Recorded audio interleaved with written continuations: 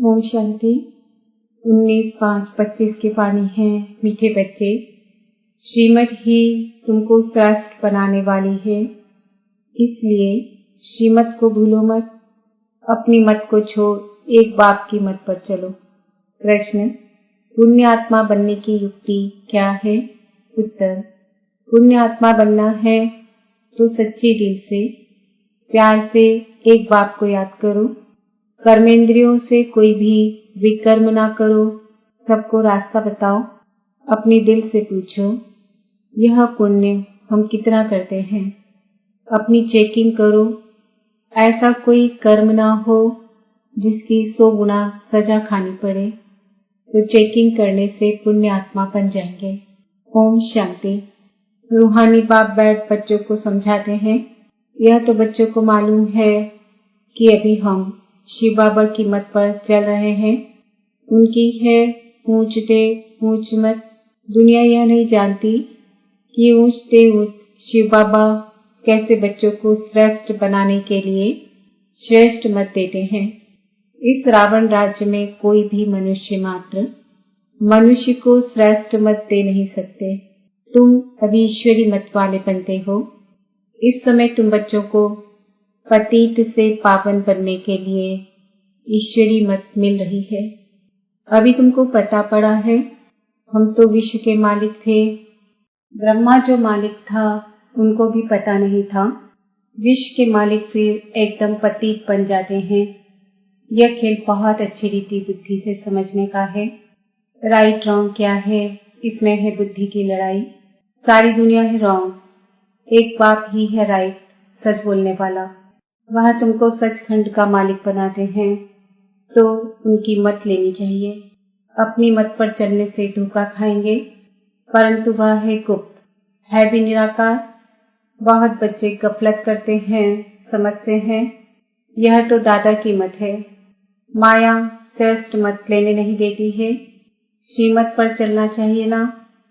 बाबा आप जो कहेंगे वह हम मानेंगे जरूर, परंतु कई मानते नहीं हैं। नंबरवार पुरुषार्थ अनुसार मत पर चलते हैं, बाकी तो अपनी मत चला लेते हैं। बाबा आए हैं श्रेष्ठ मत देने, ऐसे बाप को घड़ी घड़ी भूल जाते हैं। माया मत लेने नहीं देती। श्रीमत तो बहुत सहज है ना। दुनिया में कोई को यह समझ नहीं कि हम तमो प्रधान हैं। मेरी मत तो मशहूर है, श्रीमद् भगवत गीता। भगवान अभी कहते हैं मैं 5000 वर्ष बाद आता हूँ, आकर भारत को श्रीमत दे श्रेष्ठ से श्रेष्ठ बनाता हूँ। बाप तो सावधान करते हैं, बच्चे श्रीमत पर नहीं चलते। बाप रोज रोज समझाते रहते हैं, बच्चों श्रीमत पर चलना भूलो मत। ब्रह्मा की तो बात ही नहीं, उनकी बात समझो। वही इन द्वारा मत देते हैं, वही समझाते हैं। खान पान खाते नहीं, कहते हैं मैं अभोक्ता हूँ। तुम बच्चों को श्रीमत देता हूँ। नंबर 1 मत देते हैं, मुझे याद करो। कोई भी विकर्म नहीं करो। अपने दिल से पूछो कितना पाप किया है। यह तो जानते हो सबका पापों का घड़ा भरा हुआ है। इस समय सभी रॉन्ग रास्ते पर हैं। तुम्हें अभी बाप द्वारा राइट रास्ता मिला है। तुम्हारी बुद्धि में सारा ज्ञान है। गीता में जो ज्ञान होना चाहिए वह है नहीं। वह कोई बाप की बनाई हुई नहीं है। यह भी भक्ति मार्ग की नूल है। कहते भी हैं भगवान आकर भक्ति का फल देंगे। बच्चों को समझाया है ज्ञान से सद्गति। सद्गति भी सबकी होती है, दुर्गति भी सबकी होती है। यह तो दुनिया ही तमो प्रधान है, सतो प्रधान कोई है नहीं। पुनर्जन्म लेते लेते अब पिछाड़ी आकर हुई है। अब मौत सबके सिर पर खड़ा है। भारत की ही बात है। गीता भी है देवी देवता धर्म का शास्त्र, तो तुम्हें दूसरे कोई धर्म में जाने से क्या फायदा। हर एक अपनी अपनी कुरान बाइबल आदि ही पढ़ते हैं, अपने धर्म को जानते हैं। एक भारतवासी ही अन्य सब धर्मों में चले जाते हैं। और सब अपने अपने धर्म में पक्के हैं। हर एक धर्म वाले की शक्ल आदि अलग है। बाप स्मृति दिलाते हैं, बच्चे तुम अपने देवी देवता धर्म को भूल गए हो। तुम स्वर्ग के देवता थे। हम सोकार भारतवासियों को बाप ने सुनाया है। बाकी हम आत्मा सो परमात्मा नहीं हैं। यह बातें तो भक्ति मार्ग के गुरु लोगों ने बनाई हैं। गुरु भी करोड़ों होंगे। स्त्री को पति के लिए कहते हैं कि यह तुम्हारा गुरु ईश्वर है, जबकि पति ही ईश्वर है। फिर है भगवान, हे राम क्यों कहती हो? मनुष्यों की बुद्धि बिल्कुल ही पत्थर बन गई है। यह खुद भी कहते हम भी ऐसे थे। कहाँ वैकुंठ का मालिक श्री कृष्ण, कहाँ फिर उनको गांव का छोरा कह दिया है। श्याम सुंदर कहते हैं, अर्थ थोड़े ही समझते। अभी बाप ने तुमको समझाया है, जो नंबर 1 सुंदर वही नंबर लास्ट तमो प्रधान श्याम बना है। तुम समझते हो हम सुंदर थे, फिर श्याम बने हैं। 84 का चक्र लगाए अभी श्याम से सुंदर बनने के लिए। बाप एक ही दवाई देते हैं कि मुझे याद करो। तुम्हारी आत्मा पतित से पावन बन जाएगी। तुम्हारे जन्म जन्मांतर के पाप नाश हो जाएंगे। तुम जानते हो, जब से रावण आया है तुम गिरते गिरते पाप आत्मा बने हो। यह है ही पाप आत्माओं की दुनिया, एक भी सुंदर नहीं। बाप बिगड़ सुंदर कोई बना न सके। तुम आए हो स्वर्गवासी सुंदर बनने। अभी नरकवासी श्याम है, क्योंकि काम चिता पर चढ़ काले बने हैं। बाप कहते हैं काम महाशत्रु है। इन पर जो जीत पाएंगे वही जगत जीत बनेंगे। नंबर 1 है काम, उनको ही पतित कहा जाता है। क्रोधी को पतित नहीं कहेंगे। बुलाते भी हैं कि आकर पतित से पावन बनाओ। तो अब बाप आए हैं, कहते हैं यह अंतिम जन्म पावन बनो। जैसे रात के बाद दिन, दिन के बाद रात होती है, वैसे संगम युग के बाद फिर सत्युग आना है, चक्र फिरना है। बाकी और कोई आकाश में अथवा पाताल में दुनिया नहीं है। सृष्टि तो यही है। सत्युग त्रेता यहाँ ही है। झाड़ भी एक ही है और कोई हो नहीं सकता। यह सब कपोड़े हैं जो कहते हैं अनेक दुनियाएं हैं। बाप कहते हैं यह सब है भक्ति मार्ग की बातें। अब बाप सत्य बात सुनाते हैं। अब अपने अंदर देखो, हम कहाँ तक श्रीमत पर चल सतो प्रधान अर्थात पुण्य आत्मा बन रहे हैं। सतो प्रधान को पुण्य आत्मा, तमो प्रधान को पाप आत्मा कहा जाता है। विकार में जाना पाप है। बाप कहते हैं अब पवित्र बनो। मेरे बने हो तो मेरी श्रीमत पर चलना है। मुख्य बात है कोई पाप नहीं करो। नंबर 1 पाप है विकार में जाना। फिर और भी पाप बहुत होते हैं।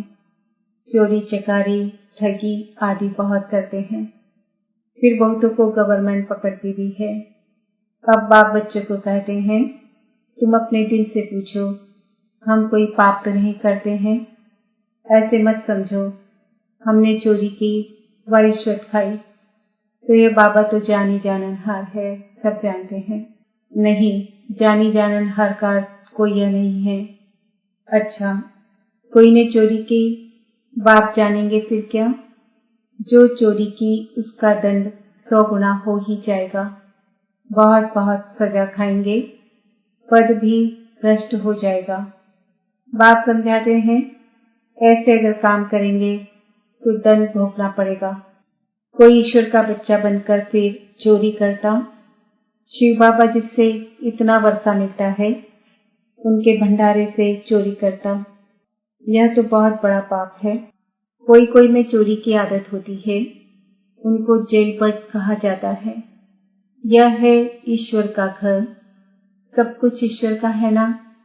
ईश्वर के घर में आते हैं बाप से वर्षा लेने, परंतु कोई कोई की आदत हो जाती है, उसकी सजा 100 गुना बन जाती है। सजाएं भी बहुत मिलेगी और फिर जन्म बाई जन्म डर्टी घर में जाए जन्म लेंगे। तो अपना ही नुकसान किया ना। ऐसे बहुत हैं जो याद में बिल्कुल नहीं रहते, सुनते कुछ नहीं, बुद्धि में चोरी आदि के ख्यालात चलते रहते हैं। ऐसे बहुत सत्संग में जाते हैं, चप्पल चोरी कर लेते, उनका धंधा ही रहता है। जहाँ सत्संग होता वहां जाकर चप्पल चोरी कराएंगे। दुनिया बिल्कुल ही डर्टी है। यह है ईश्वर का घर। चोरी की आदत तो बहुत खराब है। कहा जाता है कख का चोर सो लख का चोर। अपने अंदर से पूछना चाहिए, हम कितना पुण्य आत्मा बने हैं, कितना बाप को याद करते हैं, कितना हम सुदर्शन चक्रधारी बनते हैं, कितना समय ईश्वरी सर्विस में रहते हैं, कितने पाप करते जा रहे हैं। अपना पोता में रोज देखो, कितना पुण्य किया, कितना योग में रहा, कितने को रास्ता बताया। धंधा आदि तो भल करो, तुम कर्म योगी हो, कर्म तो भल करो। बाबा यह बैजेस बनाते रहते हैं। अच्छे अच्छे लोगों को इस पर समझाओ। इस महाभारत लड़ाई द्वारा ही स्वर्ग के गेट्स खुल रहे हैं। श्री कृष्ण के चित्र में नीचे लिखत पड़ी फर्स्ट क्लास है, परंतु बच्चे अभी इतना विशाल बुद्धि नहीं हुए हैं। थोड़ा ही धन मिलता है तो नाचने लग पड़ते हैं। कोई को जास्ती धन होता है तो समझते हैं हमारे जैसा कोई नहीं होगा। जिन बच्चों को बाप की परवाह नहीं, उन्हें बाप जो इतना विनाशी ज्ञान रत्नों का खजाना देते हैं, उसकी भी कदर नहीं रहती है। बाबा एक बात कहेगा, वह दूसरी बात कर लेते। परवाह न होने के कारण बहुत पाप करते रहते हैं। श्रीमत पर चलते नहीं, फिर गिर पड़ते हैं। बाप कहेंगे यह भी ड्रामा उनकी तकदीर में नहीं है। बाबा तो जानते हैं ना, बहुत पाप करते हैं। अगर निश्चय हो कि बाप हमको पढ़ाते हैं तो खुशी रहनी चाहिए। तुम जानते हो हम भविष्य नई दुनिया में प्रिंस प्रिंसेस बनेंगे तो कितनी खुशी रहनी चाहिए। परंतु बच्चे तो अभी तक भी मुरझाते रहते हैं। वह अवस्था ठहरती नहीं है। बाबा ने समझाया है, विनाश के लिए रिहर्सल भी होगी, कैलेंटिस भी होगी, भारत को कमजोर करते जाएंगे। बाप खुद कहते हैं यह सब होना ही है, नहीं तो विनाश कैसे होगा। बर्फ की बरसात पड़ेगी, फिर खेती आदि का क्या हाल होगा। लाखों मरते रहते हैं, कोई बतलाते थोड़े ही हैं। तो बाप मुख्य बात समझाते हैं कि ऐसे अपने अंदर जांच करो, मैं कितना बाप को याद करता हूँ। बाबा आप तो बड़े मीठे हो, कमाल है आपकी, आपका फरमान है मुझे याद करो। तो 21 जन्म के लिए कभी रोगी नहीं बनेंगे। अपने को आत्मा समझ बाप को याद करो तो मैं गारंटी करता हूँ सन्मुख बाप तुमको कहते हैं, तुम फिर औरों को सुनाते हो। बाप कहते हैं मुझ बाप को याद करो, बहुत प्यार करो।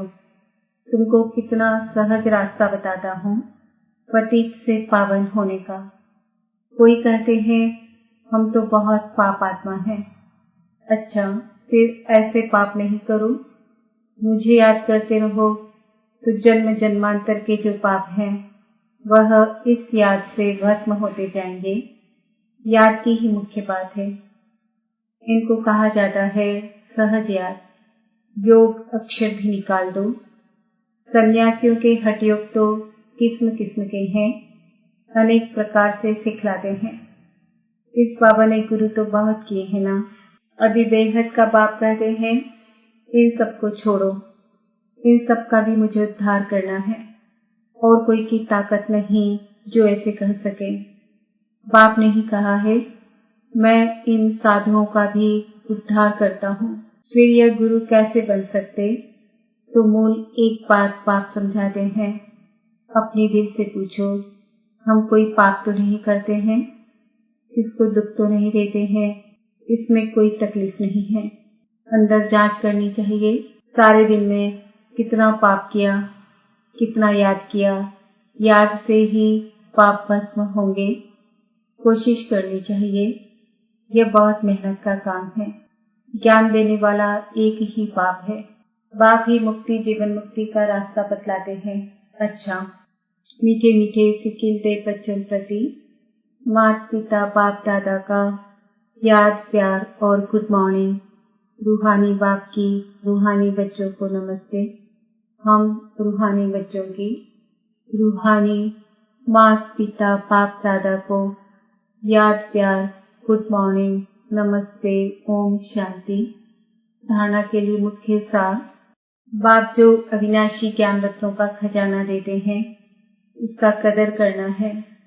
बेपरवाह बन पाप कर्म नहीं करने हैं। अगर निश्चय है भगवान हमको पढ़ाते हैं तो अपार खुशी में रहना है।